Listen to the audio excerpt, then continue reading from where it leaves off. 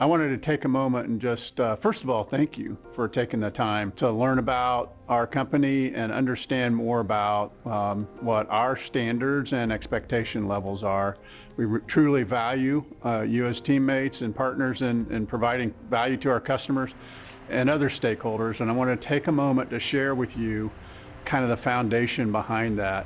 In our culture playbook, it actually leads off with this. It says, as employees of AEP Transmission, we have a very high calling. Customers rely on our product every day to provide several of life's basic needs. They count on us to deliver it safely, affordably, and reliably. They expect us to be proactive, responsive, and easy to do business with. All of those things are what you and we do collectively together to provide a very, very important product to millions of people every day. And we do that with a number of things in mind, not the least of which is our environment, how we take care of our assets and the boundaries around them, how we comply with all the regulations. Our mission here is to do all what we do in a way that is safe and environmentally responsible. Essentially, we're just committed to being great neighbors.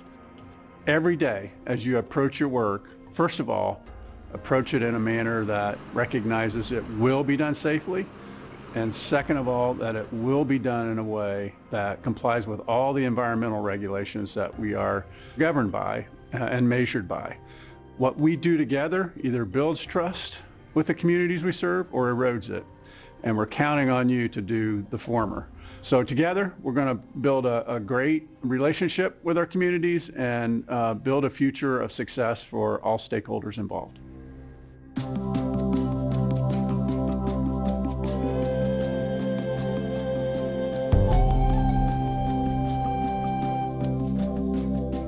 AEP's Contractor Environmental Requirements document gives you a baseline for environmental requirements. As a contractor, you and the AEP representative or environmental coordinator must review the environmental requirements for every project as part of the construction kickoff meeting. All project-specific environmental permits, plans, and sensitive environmental areas that must be protected or avoided must also be reviewed.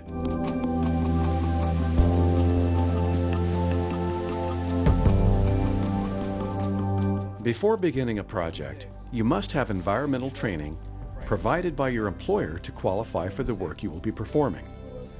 New workers on a project also must be trained. The training focus should be on your expected duties, especially those activities that could create environmental risk.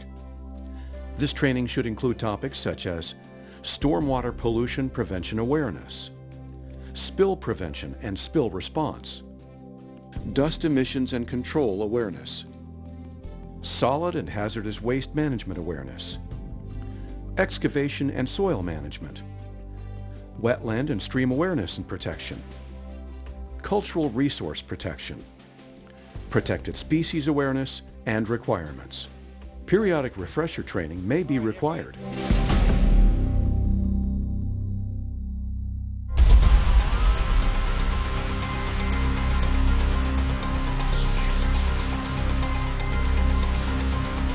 Chemicals or substances on site, if spilled or released, may cause harm to the environment.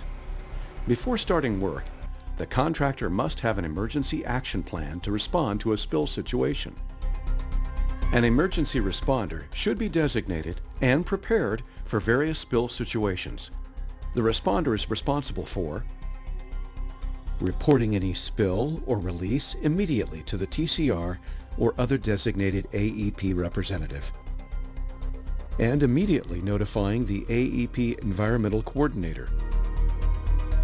In the event of an emergency environmental situation, trained or qualified workers must be able to do the following: attempt to safely stop the release or spill, contain it before it reaches a drain or waterway, identify the material, report the spill to the appropriate contact as discussed earlier. If an incident is reportable, AEP will notify the proper governmental entities unless the contractor is informed otherwise. The contractor must submit a completed AEP spill report and debris management form. Event documentation must be provided no later than the following day. Some sites will require a formal spill prevention control and countermeasure plan. For example, if more than 1,320 gallons of fuel or oil is on site, a spill plan is required. In such cases, your spill plan will need to address all regulatory requirements.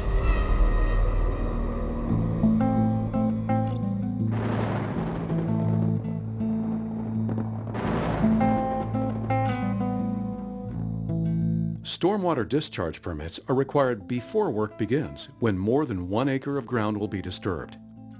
Some jurisdictions require these permits for less than 1 acre of ground disturbance.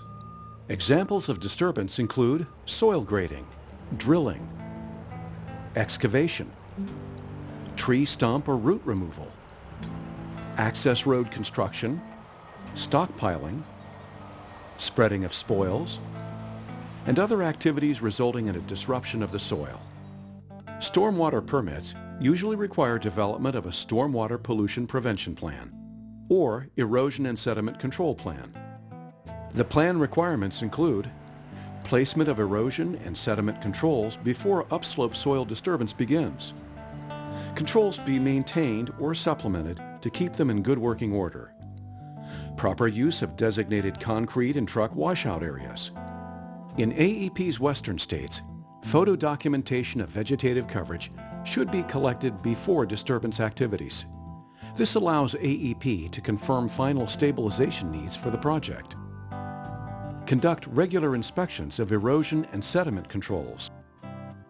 The stormwater plans must be updated to reflect any field changes to controls or plans. Changes, such as increasing the area of ground disturbance or changes in types of controls, must be communicated and approved by AEP Environmental Services. Some changes require permit modification before they are allowed. The stormwater plan and inspection records must be available at all times. Full compliance with the stormwater plan is required until the project has achieved final stabilization and permit coverage is terminated. As you work on a project site, make every effort to minimize new ground disturbance. Limit vehicle access to designated access roads and stabilize them as necessary to keep them functional.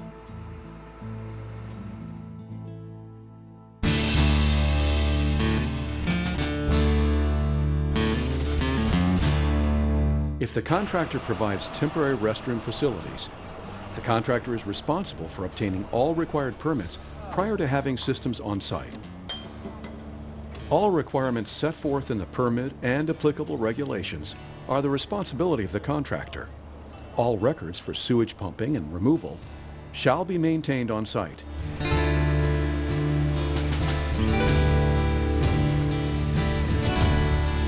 The contractor is responsible for the proper management of recyclables and waste disposal, such as construction and spill debris, including soil, gravel, concrete, and hydrovac slurry. AEP's Region Environmental Coordinator must be consulted before disposing of any potentially hazardous waste or known hazardous waste, such as used oil products, electrical equipment, asbestos, PCB, or lead.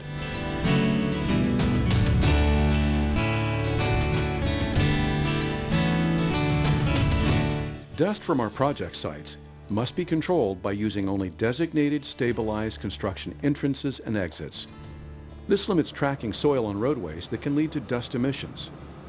Some states and localities also require the use of water or other dust suppressant to minimize dust emissions from active areas of the project site.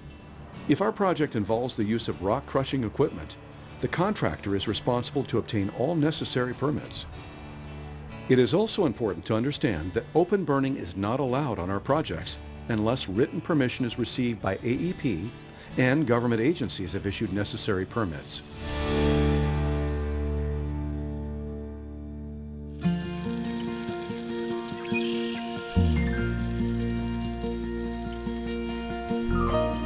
It is critical to pay special attention to any wetlands or streams near our work sites. This includes water features such as bogs, creeks, rivers, ponds, and lakes. Another protected resource is the sand dune area in Michigan. Sensitive areas may only be entered or crossed if AEP Environmental Services has studied the impact and all required permits are obtained. Environmentally sensitive areas must be clearly identified and marked in the field. This includes not only wetlands, but known archaeological or cultural resource sites as well. Then all field personnel must be instructed to avoid disturbing these unpermitted areas. Working in a regulated area without the proper permit or permission can result in harm to the environment and substantial fines. Unauthorized activities include driving through a stream or wetland, disturbing the area by digging, placing spoils or other materials, or installing culverts or other structures in a wetland or stream, clearing trees in a wetland or next to a stream, and making a field change to previously approved plans without environmental's approval. Contractors must be familiar with protected area requirements and have workers comply with protection measures. An example, if mats have been installed to provide project access to protected wetlands or other sensitive areas, you must stay on the mats. Driving off the mats or pushing materials from the mats may result in environmental harm and violations.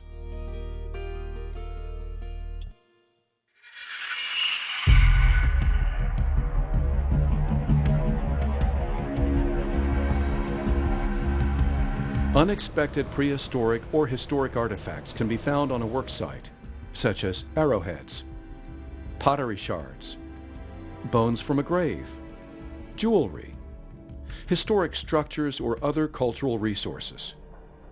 If discovered, we must protect these culturally sensitive areas by stopping work immediately to avoid additional disturbance, contacting the TCR and AEP Environmental Coordinator immediately, and clearly marking or setting barriers to protect the area as directed by the AEP Coordinator.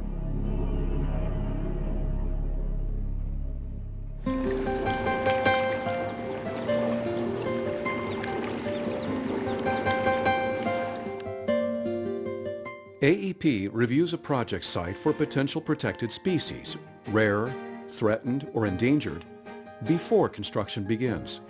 AEP will inform the contractor of known protected species on a project, and the contractor must inform their workers of necessary precautions and requirements. If you observe a protected species or its dwelling, immediately notify the TCR and AEP Environmental Coordinator so protective measures can be taken to comply with all federal, state, or local regulations. AEP also has an avian protection plan to protect native North American birds and their habitats, whether endangered or not. The Avian Protection Plan has requirements for nests of protected birds, as well as reporting and other requirements if dead birds are found. The AEP Environmental Coordinator must be contacted before moving nests or bodies of protected birds.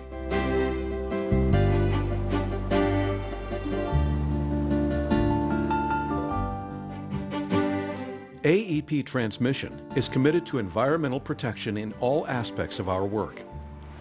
The expectation of you as an AEP contractor is that you will join us in our commitment to environmental stewardship and protection.